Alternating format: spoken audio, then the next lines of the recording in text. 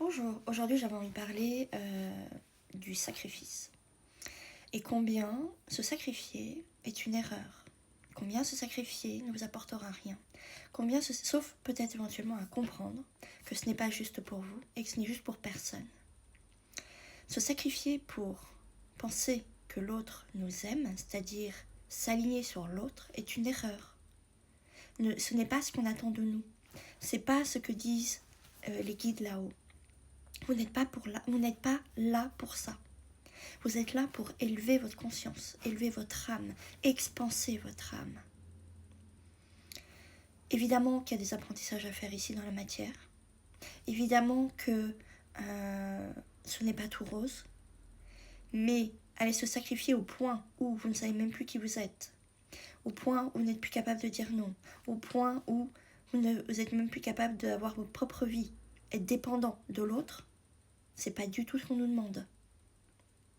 Vous êtes là aussi pour faire des expériences en tout genre. Donc apprendre à se respecter, apprendre à dire non, apprendre à s'aligner avec qui on est à l'intérieur de notre âme, de notre essence. Suivre ce qui est juste pour nous à l'intérieur, c'est ça qui nous est demandé. Si on doit éventuellement passer par du sacrifice pour comprendre un certain nombre de choses, pourquoi pas, mais pas sur une incarnation entière. On doit avoir assez de recul pour en prendre conscience et voir combien se sacrifier va détruire qui vous êtes. Parce que se sacrifier, c'est se couper de son essence, de qui on est. Se sacrifier, ça crée de la dépendance. Se sacrifier, ça crée un attachement malsain. Ça éteint petit à petit votre vitalité, votre joie, qui vous êtes.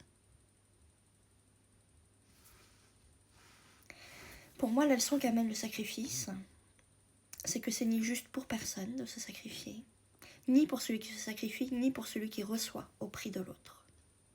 Parce que l'autre ne fait que vous le montrer en miroir si vous ne le voyez pas. Et aujourd'hui, je pense que si notre société est dans cet état de sacrifice total, quand on voit ce qui est en train de se passer, c'est le reflet de nos propres renoncements répétés, oui, complètement. De tous ces oui prononcés alors qu'on pensait non. De tous ces non-alignements intérieurs. De toutes ces limites qu'on n'a pas posées. Sous couvert d'amour ou de devoir. Il est temps de sortir du devoir. Il est temps de reprendre sa souveraineté. De nous souvenir de notre divinité. De réactiver ce pouvoir simple qu'on a.